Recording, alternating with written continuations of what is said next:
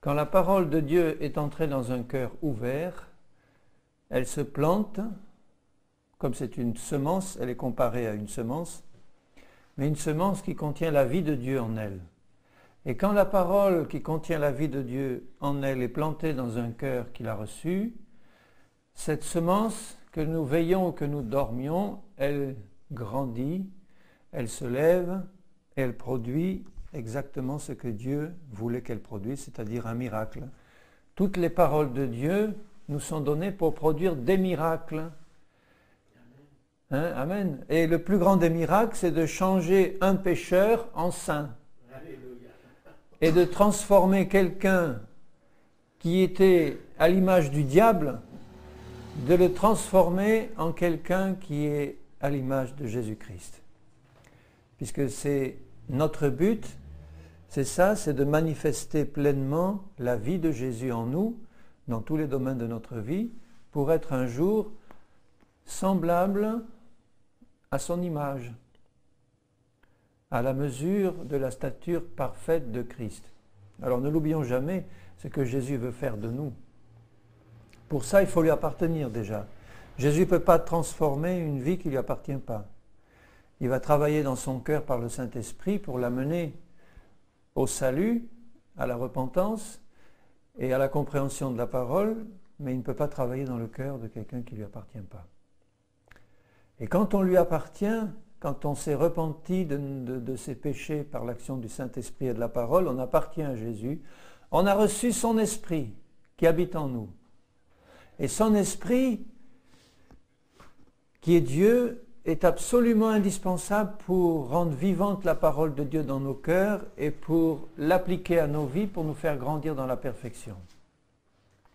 C'est un don merveilleux. Alors ce soir, je voudrais parler encore plus profondément de la victoire sur le péché. Est-ce que vous vous rendez compte que nous péchons encore chaque jour?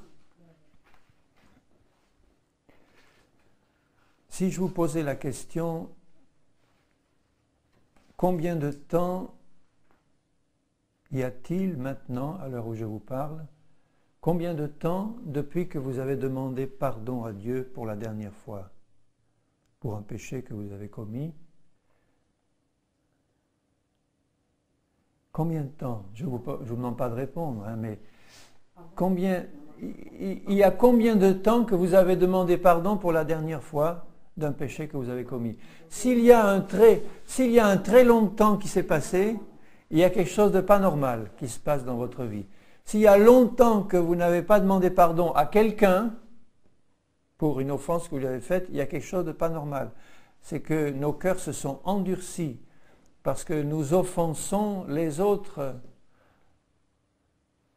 encore trop souvent. On les offense encore en tout cas. Et si nous n'avons pas demandé pardon ni à Dieu ni à quelqu'un depuis longtemps, c'est un indice qui n'est pas bon parce que c'est un indice que notre cœur s'est endurci. Parce que nous continuons à pécher, mais le Seigneur nous donne une pleine victoire sur le péché jusqu'à ce que nous puissions marcher pleinement dans la victoire qu'il nous a donnée. C'est possible, hein? C'est possible. Et si je vous pose la question, ce n'est pas pour nous montrer l'impossibilité de la victoire sur le péché, c'est pour nous montrer au contraire que le Seigneur nous donne une pleine victoire et que ce n'est pas le fruit de nos prières ou de notre volonté que la victoire sur le péché. La victoire sur le péché n'est pas le résultat de notre volonté ou de nos prières. Alors, tant que nous avons une vie qui est ballottée entre le péché, le pardon des péchés, la confession des péchés, le pardon des péchés, la confession des péchés, le pardon obtenu par Dieu, eh bien nous ne sommes pas encore dans la victoire complète sur le péché. Puisque le péché agit encore et nous pousse à pécher, nous tombons, nous demandons pardon et nous sommes relevés et nous repartons. Ça, c'est le cas d'un chrétien qui a la conscience éveillée. Un chrétien qui est vraiment charnel et qui n'a pas la conscience éveillée, il ne se rend pas compte quand il pêche ou pas bien. Et il ne peut pas demander pardon et se repentir de tout son cœur. Sa conscience est engourdie. Ce n'est pas un pécheur réveillé. Tandis que le chrétien qui a une conscience réveillée, même s'il n'a pas encore la victoire complète sur le péché, quand il pêche, le Saint-Esprit le lui montre et il s'en rend compte. Et immédiatement, il va vers Dieu pour demander pardon au nom du Seigneur Jésus et il reçoit son pardon par le sang de Jésus. Mais quand nous avons un cœur sincère pour Dieu, nous menons bien souvent un combat terrible contre le péché et bien souvent nous n'avons pas la victoire. Et nous devons nous réfugier constamment sous le sang de Jésus pour demander pardon.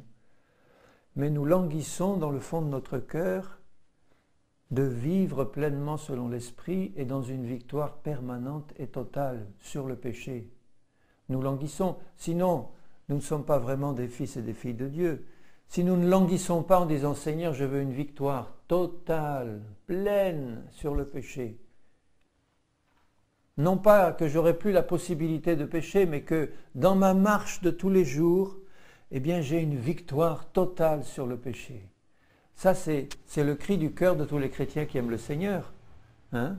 Et on désire marcher dans cette victoire. Et on est malheureux quand on chute, quand on tombe, quand on offense quelqu'un, quand on fait du mal, quand on s'en rend compte, quand le Saint-Esprit nous montre et nous dit « Regarde ce que tu as encore fait, bien-aimé ».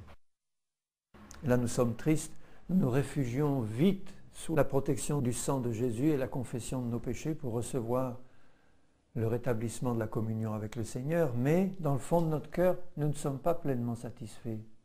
Il y a quelque chose qui nous manque encore, c'est une pleine victoire sur le péché. Alors ce soir, je voudrais revoir avec vous ce que la parole de Dieu dit en ce qui concerne la victoire sur le péché. Je voudrais lire un passage qui est bien connu. Je l'ai lu il n'y a pas longtemps, mais je le relis, dans Romains 7 et au verset 14. Dans ce passage qui est célèbre, dans Romains 7, 14, c'est l'apôtre Paul qui nous parle de son propre combat contre le péché. Et je vais lire juste ce passage-là. Dans Romains 7, 14, Paul dit « Nous savons en effet que la loi, il parle de la loi de Dieu, est spirituelle. Mais moi, je suis charnel, vendu au péché. » Vendu au péché, c'est un terme très fort. On vend en général des esclaves. Hein. Ça veut dire qu'il est charnel, esclave du péché. Car je ne sais pas ce que je fais, je ne fais pas ce que je veux, et je fais ce que je hais. Là, on voit bien la conscience d'un chrétien réveillé. Si il était endormi, il ne se préoccupait même pas des péchés qu'il peut faire. Mais là, il dit, je fais ce que je hais. Or, si je fais ce que je ne veux pas, je reconnais par là que la loi est bonne. Je me rends bien compte que je fais des choses qui ne sont pas bonnes et je n'aime pas ça. Ça prouve que j'apprécie la loi de Dieu et je voudrais faire bien. Et maintenant, ce n'est plus moi qui le fais, mais c'est le péché qui habite en moi. Le péché habite en moi. Habiter, ça ne veut pas dire venir de temps en temps, aller et venir, ça veut dire être là en permanence. Le péché habite en moi. Ce qui est bon, je le sais, n'habite pas en moi, c'est-à-dire dans ma chair. Il dit bien que là, il parle du moi charnel. Il dit, ce qui est bon, je le sais, n'habite pas en moi, c'est-à-dire dans la chair. J'ai la volonté, mais non le pouvoir de faire le bien. Et là, on retrouve notre cas personnel, parce qu'il dit, j'ai bien la volonté, je veux, je prends ma volonté et je l'exerce pour faire le bien, mais je ne peux pas. Je peux un peu peut-être, un certain temps, mais je n'ai pas de victoire définitive complète. Je ne peux pas. Car je ne fais pas le bien que je veux et je fais le mal que je ne veux pas. Et si je fais ce que je ne veux pas, ce n'est plus moi qui le fais, c'est le péché qui habite en moi. Je trouve donc en moi cette loi. Quand je veux faire le bien, le mal est attaché à moi. C'est très fort tout ça. Hein? Le péché, le mal, ça habite, c'est attaché, c'est collé. Je trouve donc en moi cette loi, je relis le verset 21, quand je veux faire le bien, le mal est attaché à moi, car je prends plaisir à la loi de Dieu, selon l'homme intérieur, selon mon esprit, mon cœur, je prends plaisir à la loi de Dieu, mais je vois dans mes membres une autre loi qui lutte contre la loi de mon entendement et qui me rend captif de la loi du péché qui est dans mes membres. Misérable que je suis, qui me délivrera du corps de cette mort? Je reste là pour le moment. Alors ce que le Seigneur veut nous faire bien comprendre dans notre combat contre le péché, la première chose, il nous montre qu'il y a dans nos membres, dans notre corps, une loi de péché contre laquelle notre volonté ne peut absolument rien. Il y a une loi de péché. Vous savez ce que c'est une loi? Une loi physique, par exemple, j'aime bien employer cet exemple parce qu'il est clair, la loi de la gravitation, c'est une loi générale, universelle, on ne peut rien faire contre, enfin disons en règle générale, quand on est sur cette terre, tous les objets qu'on lâche tombent, nous y compris. Alors on peut utiliser la puissance de notre volonté pour résister un certain temps, mais la fatigue venant, on ne peut pas résister très longtemps, plus ou moins longtemps, et on ne peut pas empêcher cette loi d'agir. C'est quelque chose de absolu, total, une loi. C'est comme ça. L'eau bout à 100 degrés au niveau de la mer, c'est une loi. On ne peut rien faire contre. Vous pouvez essayer de changer de camping-gaz ou de changer de méthode, mais à 100 degrés, elle va bouillir. C'est une loi incontournable. Donc, c'est quand même sérieux de penser que dans nos membres, il y a une loi de péché qui est impossible à transformer par notre volonté, puisqu'il dit « j'ai la volonté de faire le bien, mais je ne peux pas ». Donc, il avait bien compris, et ça partait d'un bon sentiment dans sa vie. Il a vu que le péché agissait, il a dit « bon, mon cœur aime la loi de Dieu, je vais utiliser ma volonté pour faire le bien ». Et puis il a essayé. Et puis plus il essayait, et moins bien ça marchait. Alors il s'est peut-être tourné vers le Seigneur en disant « Seigneur, misérable que je suis, viens à mon aide, je t'en prie, aide-moi à surmonter le péché, aide-moi à vaincre le péché, aide-moi Seigneur ». Et il a prié, il a peut-être jeûné aussi. Mais est-ce que la prière, est-ce que le jeûne, est-ce que la volonté peuvent quelque chose contre une loi? Une loi, c'est quelque chose d'absolu, absolu. Une loi, et là, on ne peut pas l'éviter. Il y a une loi de péché dans mes membres que ma volonté ne peut pas dominer. Alors, si je restais dans cette situation, évidemment, je pourrais dire, mais il n'y a pas de situation plus misérable que moi, puisque j'ai accepté un Seigneur glorieux qui me donne sa vie, et moi je combats et je rame jour après jour pour essayer de mettre sa parole en pratique. Je l'aime, mon Seigneur, je veux à tout prix faire sa volonté, et chaque jour je succombe au péché. Chaque jour qui passe, j'ai la défaite, je me relève, je demande pardon, et je languis. Et je dis, je ne fais pas le bien que je voudrais, Seigneur. Je t'en supplie, aide-moi. Je ne peux pas continuer comme ça, moi je t'aime. Quel témoignage je peux donner, Seigneur? Quel témoignage je peux donner si ma vie est constamment un exemple de chute, même s'il y en a qui ne le voient pas. Mes proches peuvent le voir, et puis toi tu le vois, le diable aussi le voit.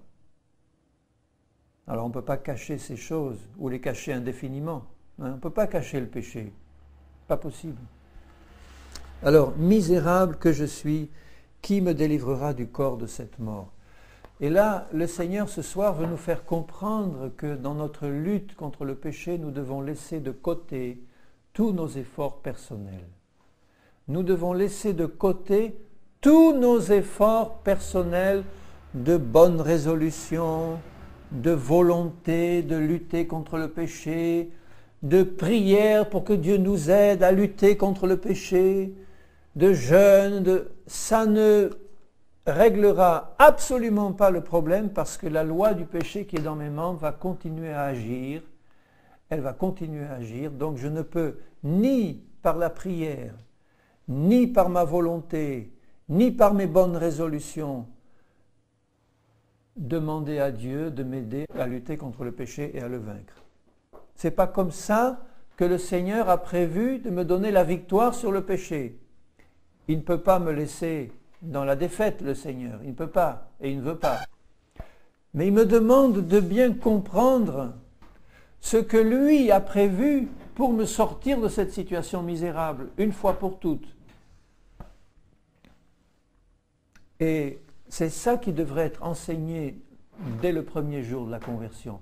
On éviterait quelquefois des années de combats inutiles, de combats qui ne mènent à rien, de frustration. Combien de chrétiens j'ai vu frustrés qui retournaient dans le monde parce qu'ils disaient « moi, j'en ai assez, j'arrive pas à lutter contre le péché, j'ai essayé, ça marchait un temps et puis je me fais constamment reprendre et j'ai honte et je suis pas un bon témoin, etc. » Alors que le Seigneur nous donne la solution dans sa parole.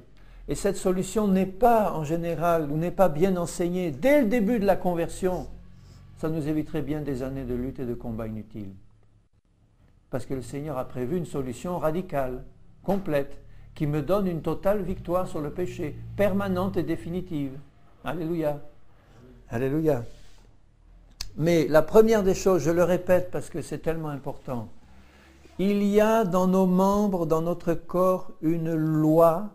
Et une loi, c'est quelque chose d'incontournable. On ne peut pas éviter cette loi. Une loi de péché qui me pousse à pécher. Ça, c'est la première chose.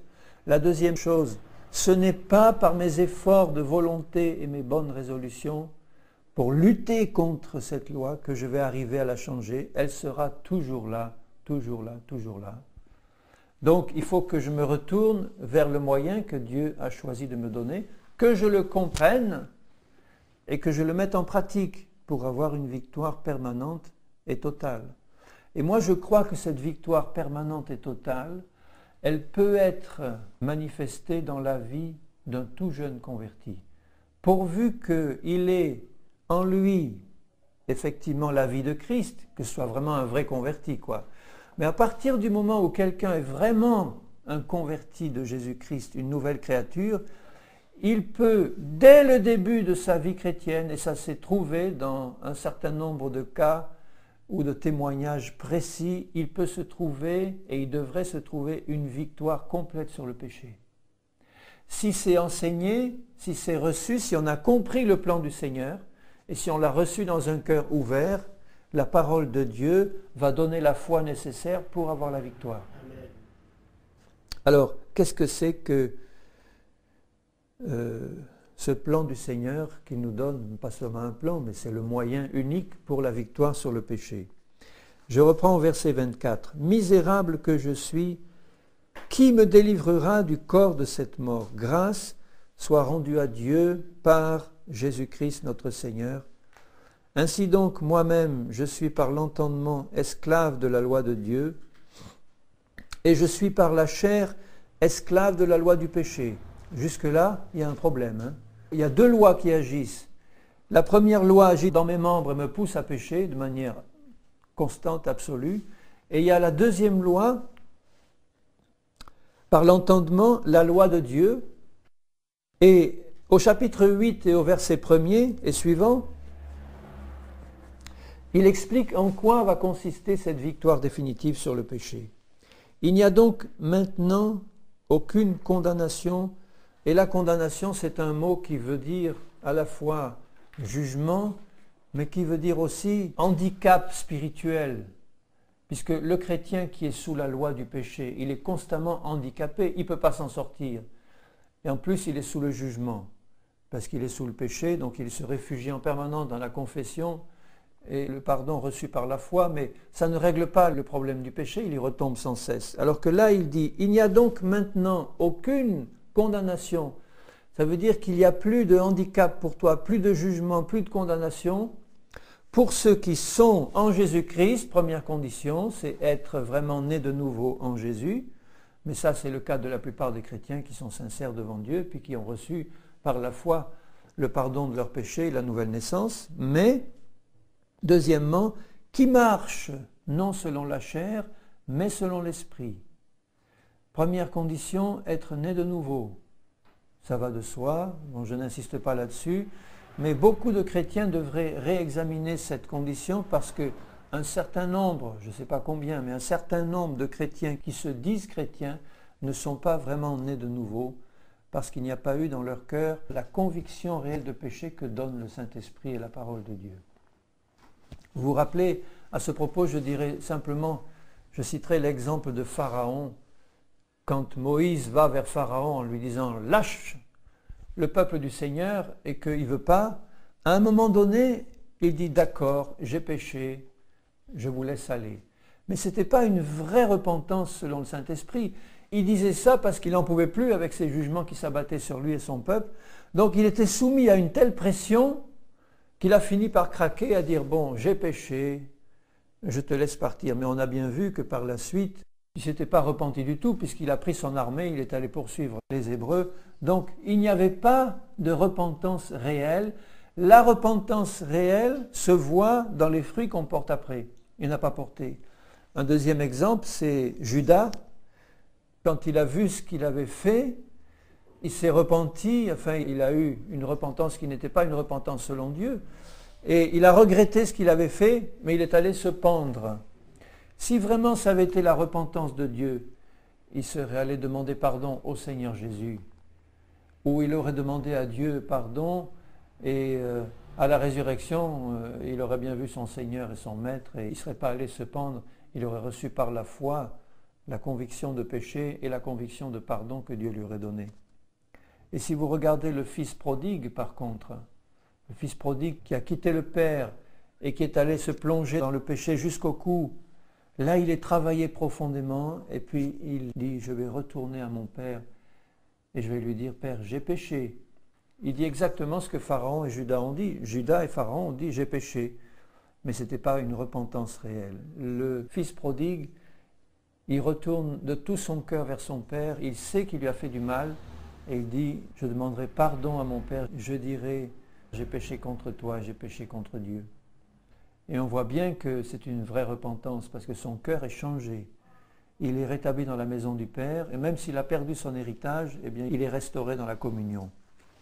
Et ça, cette repentance-là, elle donne la nouvelle naissance. Mais une fois la nouvelle naissance reçue, il faut marcher dans la victoire sur le péché. Et la victoire sur le péché est donnée par, au verset 2, la loi de l'esprit de vie en Jésus-Christ m'a libéré de la loi du péché et de la mort.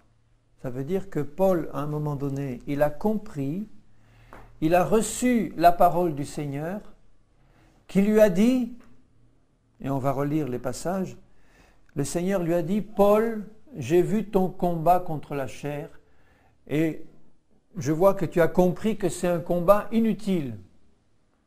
Tu es en train de te débattre par ta volonté, tu veux faire le bien mais tu n'y arrives pas, tu es en train de te débattre et ce n'est pas comme ça que j'ai résolu de régler le problème. J'ai résolu de régler le problème en annulant la loi du péché qui est dans tes membres et en la remplaçant par une autre loi plus élevée, plus forte. Et cette autre loi, c'est la loi de l'esprit de vie en Jésus-Christ.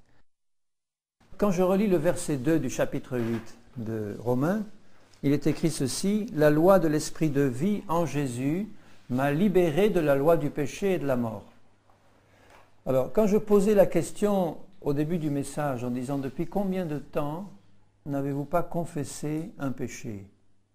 Si vous me dites « Moi, ça fait très longtemps que je n'ai pas confessé un péché, parce que je marche dans la victoire totale sur le péché », bon, je vous croirai si vous le dites, hein, mais dans la pratique de nos vies chrétiennes, je constate que comme la foi dans la parole de Dieu et que l'enseignement de la parole de Dieu sur la victoire sur le péché n'est pas en général donné comme le Seigneur le veut et n'est pas reçu donc comme le Seigneur le veut, dans la vie de la plupart des chrétiens, il n'y a pas dans la marche réelle de victoire complète sur le péché. qui est manifestée, alors que ça devrait être la règle, la norme.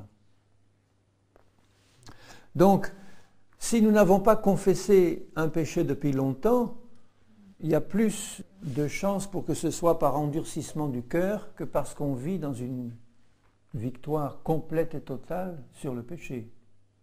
Mais si c'est le cas, pour vous, gloire à Dieu, hein, vous avez compris. En tout cas, ce que je veux dire, c'est que la volonté du Seigneur, écoutez bien ça, c'est de nous faire marcher dans une victoire complète sur le péché tous les jours. Alors ce n'est pas parce que les chrétiens pêchent et que nous péchons encore et que la majorité des chrétiens passent leur temps dans une vie de défaite, ce n'est pas la raison pour dire eh bien on ne peut pas s'en sortir, c'est comme ça. Bon, on a toujours la possibilité de confesser nos péchés et de marcher humblement, mais ça, ce n'est pas la chose que Dieu veut voir dans nos vies. Ça, c'est une fausse humilité de dire, bon, mais je sais que je suis pécheur, je n'en sortirai pas, je suis un pauvre, misérable pécheur, je n'en sortirai jamais. Bon, j'ai quand même le sang de Jésus qui me pardonne. Continuons comme ça et attendons le retour du Seigneur. Ce n'est pas suffisant, hein, bien-aimé. Le Seigneur ne veut pas ça. Le Seigneur veut que nous marchions dans une victoire chaque jour complète sur le péché. Et s'il le veut, c'est que c'est possible, et puisque c'est possible, il nous donne la solution dans sa parole. Alors la solution, c'est la suivante. Dieu a prévu qu'il y ait en nous une autre loi qui domine la loi du péché et de la mort. De même que la loi du péché nous poussait à pécher sans possibilité de pouvoir résister par la volonté. Par contre, si nous nous plaçons là où le Seigneur veut nous placer, sur le terrain de cette deuxième loi qu'il a placée en nous, la loi de l'esprit de vie en Jésus-Christ, de même, c'est aussi une loi. Elle va nous entraîner à vivre par l'esprit d'une manière absolument certaine et sans que ce soit un effort de notre volonté. Ça va se faire dans la paix de la foi et dans l'action du Saint-Esprit. Et pourquoi ça? Parce que la parole de Dieu aura pénétré dans nos cœurs, on aura compris ce que le Seigneur Jésus a fait de nous, on l'aura reçu dans un cœur ouvert, honnête et bon. C'est super capital et important ce que je suis en train d'expliquer. Ça demande l'assistance du Saint-Esprit parce que le diable ne veut pas qu'on marche dans la victoire sur le péché. Il veut nous maintenir dans cet état-là de défaite permanente et d'abaissement, et le Seigneur ne veut pas ça. Alors, je prie le Seigneur qu'il nous donne la concentration suffisante pour qu'on puisse entendre ce qu'il veut qu'on entende. Et que ça rentre, parce qu'il y a tellement d'incrédulité dans l'Église à ce sujet, tellement d'hypocrisie, tellement de façade, on fait semblant de marcher dans la victoire et on ne marche pas, tellement de façade et d'hypocrisie que le Seigneur voudrait bien que sa parole, en effet, pénètre vraiment dans nos cœurs et qu'elle nous transforme. Il n'y a que la parole pour nous transformer. Mais pour que la parole nous transforme, il faut qu'on la comprenne avec notre intelligence spirituelle et qu'elle rentre au fond de notre cœur. Et là, elle produit la foi, puisque la foi vient de la parole. Si nous recevons la parole de Dieu dans un cœur honnête et bon, elle va produire un miracle. La victoire sur le péché, c'est un miracle. Car chose impossible à la loi, parce que la chair la rendait sans force, Dieu a condamné le péché dans la chair en envoyant à cause du péché son propre Fils dans une chair semblable à celle du péché. Alors, regardez un peu le tableau. Il y a dans l'Ancien Testament les croyants qui n'étaient pas nés de nouveau. Ils avaient tous dans leur chair la loi de péché qui agissait sans aucune possibilité d'en sortir. Pas un seul n'a pas péché. Pas un seul n'a réussi à marcher dans la victoire complète. Donc ils étaient là, et il y avait devant eux une autre loi, la loi de Dieu. La loi de Dieu qui leur donnait des commandements et des punitions. Et s'ils faisaient certaines choses, la loi de Dieu s'appliquait. S'ils ne faisaient pas certaines choses, la loi de Dieu s'appliquait. C'était une loi inéluctable aussi, hein, inévitable. Alors il y avait la loi du péché dans leur corps, la loi de Dieu en face d'eux. Ils ne pouvaient pas la respecter, en tout cas pas complètement, à cause de la loi du péché. Et ils étaient constamment obligés de demander le sacrifice des agneaux et des animaux au temple et d'appliquer le sang des animaux pour couvrir leurs péchés. Mais c'était une situation qui était vraiment pénible pour ceux qui aimaient Dieu. Et ils étaient là languissants de l'arrivée du Messie qui allait régler les problèmes d'une manière absolue, totale. Et quand le Messie, Jésus-Christ, est venu, il est dit qu'il a été envoyé dans une chair semblable à la nôtre pour prendre sur lui les péchés du monde et prendre sur lui notre condamnation à mort qui nous revenait à cause de notre péché. Cette loi de péché qui habitait dans nos membres, elle nous poussait à pécher et elle nous condamnait à mort. C'était une loi de péché et de mort. La loi du péché et de la mort nous tire vers la mort d'une manière absolue. Jésus a pris sur lui, dans sa mort, notre propre mort. Il a pris notre propre condamnation à mort et il a pris sur lui notre nature adamique qui nous poussait constamment à pécher, puisqu'il est appelé le dernier Adam. Et le dernier Adam est celui qui, par sa mort, met un point final à notre vieille nature. Par la mort de Jésus-Christ, notre vieille nature est réduite à néant.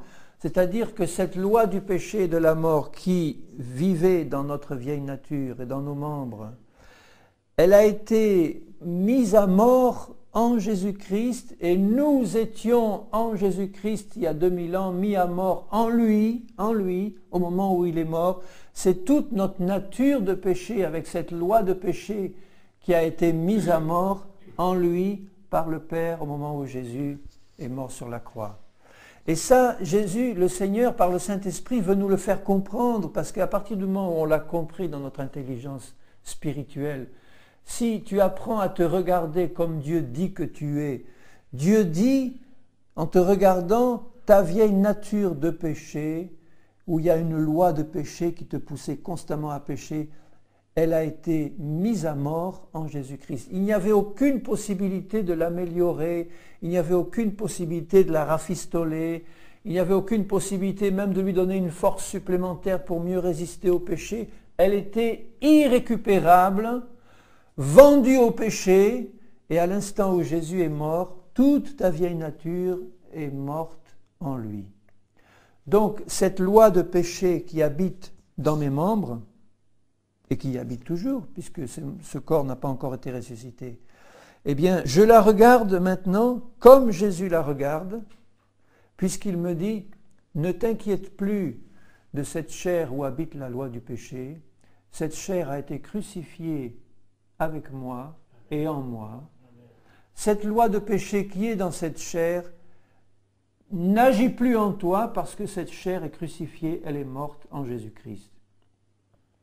C'est une parole de Dieu qui est une semence vivante. Et si je reçois cette parole dans un cœur ouvert, sans incrédulité, l'incrédulité consisterait à dire « Oui Seigneur, tu le dis bien, d'accord que ma chair est crucifiée, mais je ne le vois pas dans ma vie, je me vois pécher tous les jours, je me vois bien misérable, je me vois bien chuter et pécher, donc ce n'est pas vrai. » Et là, on est en pleine incrédulité par rapport à la parole. Ce que nous devrions dire au contraire, c'est dire « Seigneur, ta parole dit que ma chair a été crucifiée en Jésus, je la reçois. Je l'accepte, avant même de l'avoir accomplie dans ma vie pleinement, je l'accepte puisque c'est par la foi que je le verrai. La foi agit avant la vue. Je le reçois par la foi. J'ouvre mon cœur à ta parole, Seigneur. J'ouvre pleinement mon cœur à ta parole qui me dit que ma nature charnelle a été crucifié il y a 2000 ans avec Jésus. Je ne le vois pas, ça me serait impossible de le croire uniquement d'après ce que je vois, mais je le crois parce que tu le dis. Et parce que tu le dis, je le reçois dans un cœur ouvert et je garde la foi en ta parole. Cette parole même produit la foi en moi. Et je vais me considérer comme tu dis. Je vais considérer cette chair comme un cadavre ambulant. Cette chair dans laquelle habite la loi de péché, c'est un cadavre ambulant. Et si tu regardes ta chair comme un cadavre, ça va changer dans tes attitudes de tous les jours. Si tu la considères comme Dieu la considère, un cadavre mort en Christ il y a 2000 ans, eh bien, elle n'aura plus la puissance qu'elle a jusqu'à présent pour te pousser à pécher. Regardez dans Philippiens 1, au verset 20, la fin du verset 20, Philippiens 1, 20, où il dit « Christ sera glorifié dans mon corps ». Il parle de son corps, hein, remarquez bien. Il sait très bien, lui qui a écrit l'épître aux Romains, que son problème de lutte contre le péché a été réglé dans son corps. Il a reçu la parole de Dieu avec foi et c'est réglé. Il dit « Je sais que Christ sera glorifié dans mon corps avec une pleine assurance, soit par ma vie, soit par ma mort, car Christ est ma vie. » D'autres versions disent « Non pas moi qui vis, mais Christ ». Mais c'est la même chose. Christ est ma vie et la mort m'est un gain.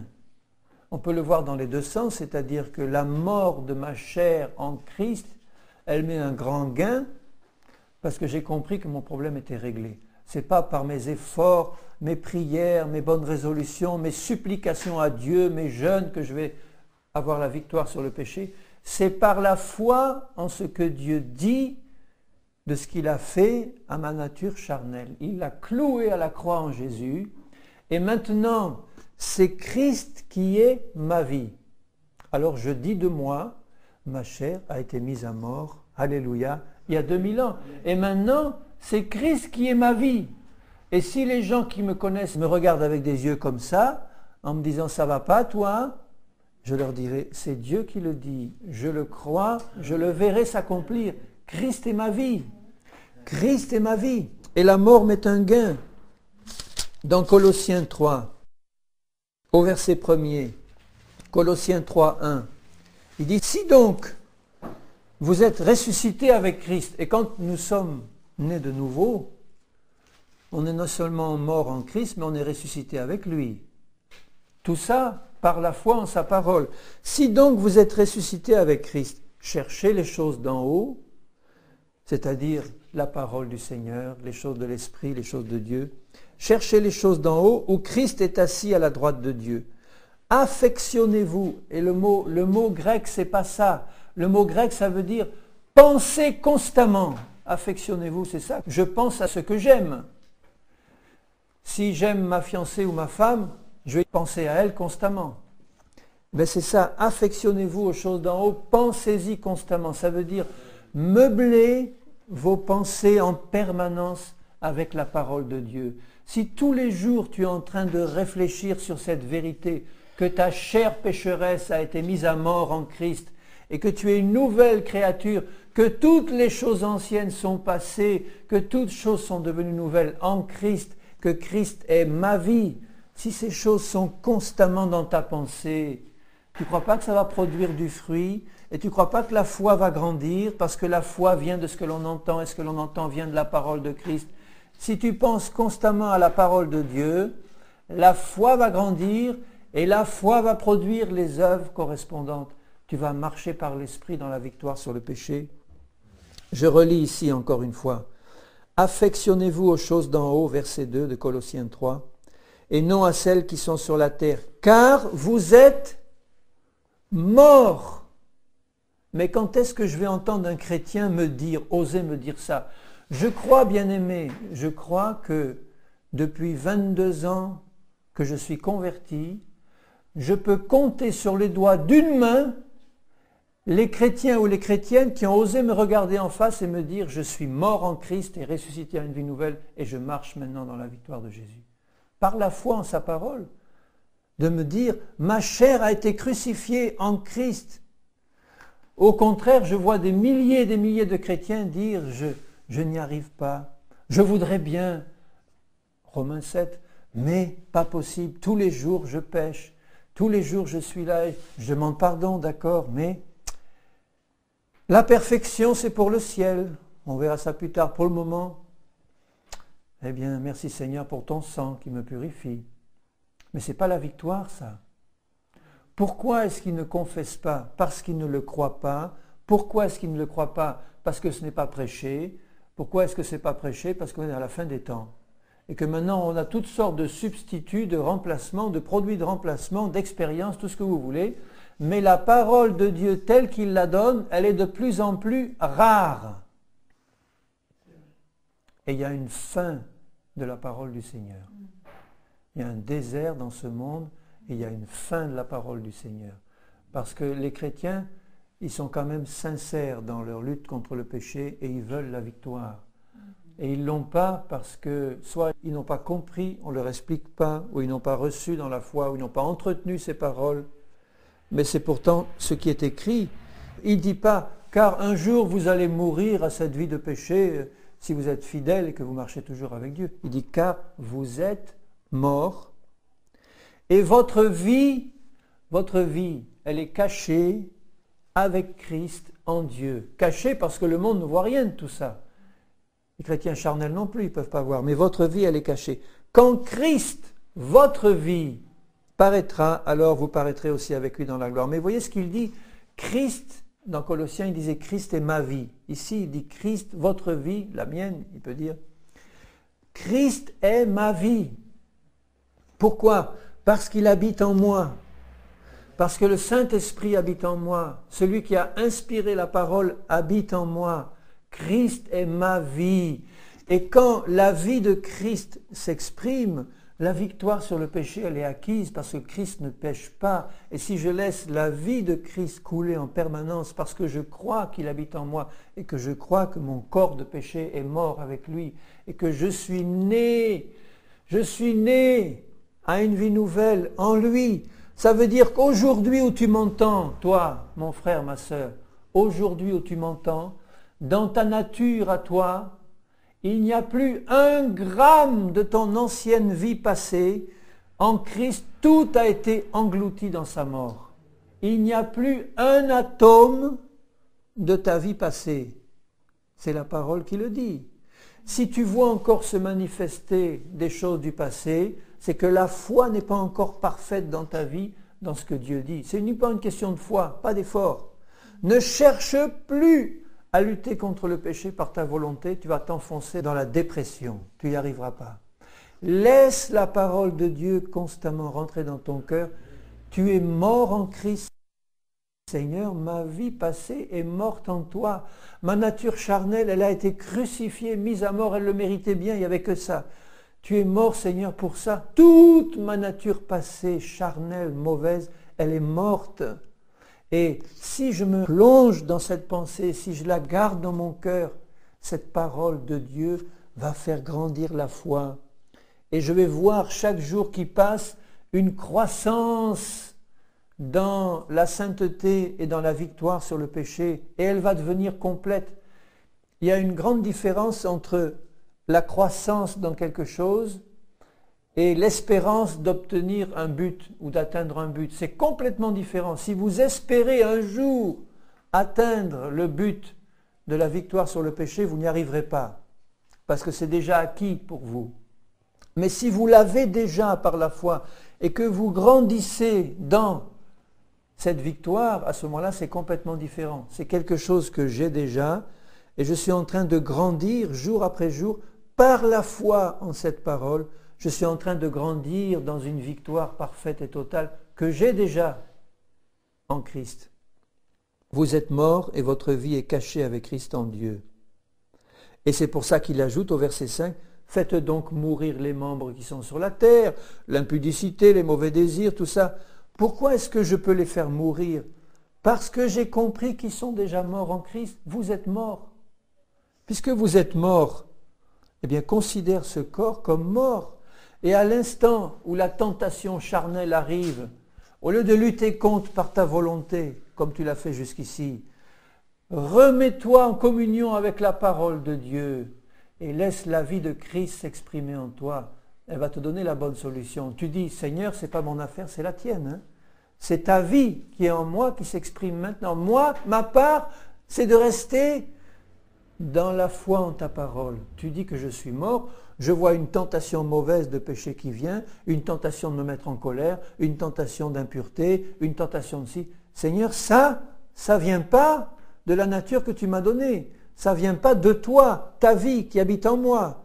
Alors Seigneur, je reste sur le plan de la foi en toi et je laisse ta vie s'exprimer. Et on est dans la paix. On n'est pas dans une lutte difficile et de volonté. J'arrive aujourd'hui, demain, patatras. C'est par la foi que c'est reçu. Regardez Galates 2. Tout par la foi, et la foi vient de la parole. Vous voyez maintenant l'importance d'abord d'un enseignement qui soit vraiment la parole, ensuite d'une méditation personnelle constante de la parole. Parce que quand je médite la parole, que j'ai la Bible en main ou pas, mais je peux la méditer dans mon cœur, pendant que je fais mes courses, pendant que je suis dehors, je médite un verset. Tu as été crucifié en Christ et tu es une nouvelle créature. Médite ça pendant 10 minutes et tu vas voir le bien que ça va te faire. Ça va faire grandir la foi en toi. Dans Galates 2, verset 20.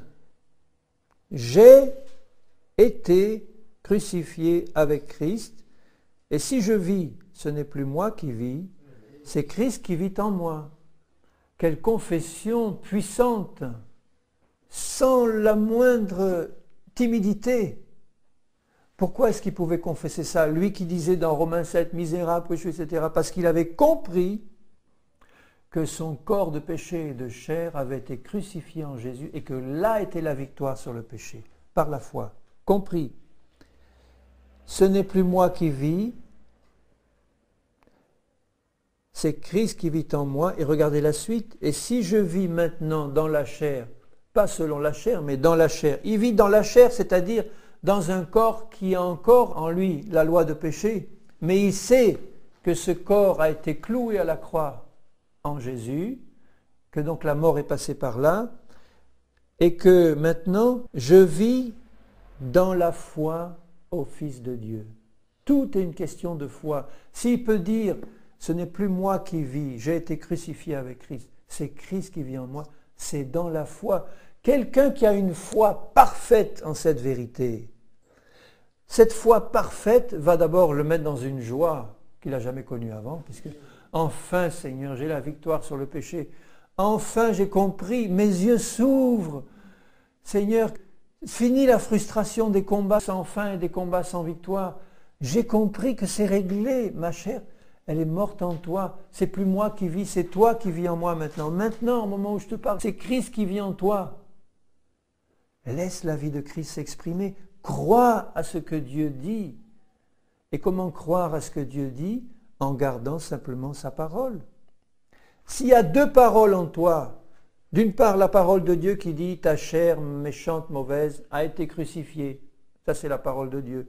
Mais s'il y a une autre parole, celle du diable qui dit c'est pas vrai, il n'y a qu'à voir ce que tu as fait il y a un quart d'heure. Tu as deux paroles, et tu es là, et tu dis oui, oui, mais, oui, d'accord, mais, il y a ça. Tu n'es pas sur le terrain de la foi, tu ne peux pas espérer avoir la victoire sur le péché. Il faut éliminer toute parole qui n'est pas la parole de Dieu. C'est-à-dire tout ce qui vient de mon expérience passée, tout ce qui vient de ma vie passée, tout ce qui vient de ce qu'on dit de moi, ou tout ce qui vient de ce que les autres disent de moi, de ce qu'ils ont connu de moi dans le passé. Je dis, Seigneur, rien de tout ça ne va rester dans mon cœur. Toi, tu dis que je suis une nouvelle créature en Jésus. J'ai ta vie en moi. Ce n'est plus moi qui vis, c'est toi. Eh bien, Seigneur, je reçois cette parole et je la garde et rien d'autre dans mon cœur. Merci, Seigneur, c'est ça que je crois. Je le verrai s'accomplir. Jour après jour, je vais voir ta vie grandir en moi. Par la foi, c'est merveilleux. Tu vis en moi, Seigneur Jésus.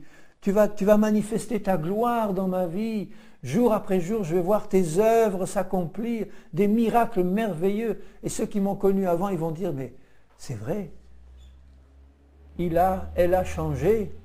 Pourquoi? Parce que Christ se manifeste par la foi. Christ est en train de se manifester par la foi. C'est glorieux, c'est merveilleux.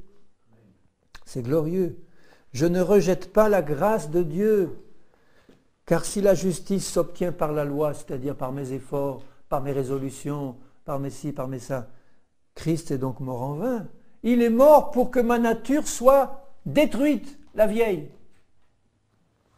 Et il ajoute au chapitre 3, ô Galates, dépourvus de sens, insensés, fous, qui vous a fasciné pour que vous n'obéissiez plus à la vérité? Ils ont commencé par l'esprit, ils avaient compris ça, et ils s'étaient laissés reprendre par la chair, par ce qu'ils voyaient, ils s'étaient laissés reprendre, et ils s'étaient laissés remettre sous le joug de la servitude. Pourquoi? Parce qu'ils avaient quitté le terrain de la foi et de la parole de Dieu. Ils s'étaient remis sous une loi insensée. Donc voyez à quel point on doit être vigilant, parce que si aujourd'hui vous recevez cette parole avec un cœur ouvert, et puis si demain vous commettez un péché, bon c'est possible, il ne faut pas l'attendre, mais c'est possible, vous allez immédiatement le confesser, demander pardon, première chose. Hein. Mais si tout de suite après vous écoutez la pensée du diable qui va vous dire « Ouais, tu as écouté, oui, une bonne parole hier soir, mais regarde finalement, il n'y a rien de changé, tu es comme avant. » Et si tu reçois ça, ça y est, tu as quitté le terrain de la foi insensé, tu reviens sur celui de la chair, alors tu vas dire « Seigneur, il faut que tu m'aides, hein. Aide-moi à en sortir, Seigneur, hein. Je ne veux plus ça. Hein. Seigneur. » Et on recommence avec les ornières du passé. Au lieu de ça, si tu pèches, tu confesses ton péché, parce qu'il faut le faire, tu reçois le sang de Jésus, et tu dis, Seigneur, pardonne-moi parce que j'ai oublié ta parole. Elle n'a pas encore pénétré au plus profond. Ouvre les yeux de mon cœur pour que je voie les merveilles de ta parole. C'est la prière de David. Ouvre mes yeux pour que je contemple les merveilles de ta parole, Seigneur. Ça, c'est une prière que Dieu aime. Seigneur, c'est si important que je comprenne ta parole. Tu me dis des choses merveilleuses. Tu me dis que je suis mort en Christ, ressuscité à une vie nouvelle, que c'est plus moi qui vis, c'est toi qui vis en moi. C'est merveilleux, Seigneur. Ouvre les yeux de mon cœur pour que cette parole rentre et qu'elle produise un fruit merveilleux pour toi. Ouvre les yeux de mon cœur. Je crois, je reçois ta parole, Seigneur. Amen. Je la reçois. Et je reviens à Romains, et je finirai là-dessus. Dans Romains 8 et au verset 8, ceux qui vivent selon la chair, c'est-à-dire selon les apparences, selon la vue, c'est ça vivre selon la chair. Ceux qui vivent selon la vue, ce qu'ils voient d'eux-mêmes ou des autres, ne sauraient plaire à Dieu. Tu ne plais à Dieu que si tu ne vis que sur sa parole, par la foi en sa parole, y compris sur ce qu'il dit de toi. Alors si tu as eu dans le passé l'habitude de te voir si pourri, si vendu au péché, arrivant constamment à commettre toutes sortes de péchés horribles, même étant chrétien, si tu as eu l'habitude de te voir comme ça dans le passé, eh bien confesse ton péché un bon coup et change et ne te vois plus comme ça, comme tu avais l'habitude de te voir, mais vois-toi comme Dieu te dit que tu es à ses yeux. Tu es une nouvelle créature. Ton corps de péché a été crucifié et c'est cette vérité-là que tu dois garder dans ton cœur. Et là, tu vas plaire à Dieu, malgré tes faiblesses actuelles, malgré tes faux pas, malgré les péchés que tu vas encore commettre, que tu vas confesser. Eh bien là, parce que Dieu voit que sa parole est dans ton cœur, eh bien tu vas lui plaire et il va faire grandir sa parole en toi. Et il dit au verset 9, « Pour vous, vous ne vivez pas selon la chair, mais selon l'Esprit, si du moins l'Esprit de Dieu habite en vous. » L'Esprit de Dieu habite en moi, Seigneur. Eh bien moi, je ne vis pas selon la chair, je vis selon l'Esprit maintenant. Parce que je sais que ton Esprit habite en moi. Et au verset 10, « Si Christ est en vous, le corps, il est vrai, est mort à cause du péché. » Il le redit, encore une fois. Combien de fois il le dit, Paul? Le corps est mort, mais l'Esprit est vie à cause de la justice. Et si l'Esprit de celui qui a ressuscité Jésus d'entre les morts habite en vous, Amen, il y habite, celui qui a ressuscité Christ d'entre les morts, c'est-à-dire mon Père céleste, par son Esprit, rendra aussi la vie à vos corps mortels par son Esprit qui habite en vous. C'est-à-dire, il va te rendre capable, lui qui habite en toi, de marcher par l'Esprit qui habite en toi, selon la parole qu'il a mise dans ton cœur, et tu vas voir se manifester la nouvelle créature qu'il a fait de toi. tu vas le voir se manifester. Nous l'attendons avec persévérance et dans la foi.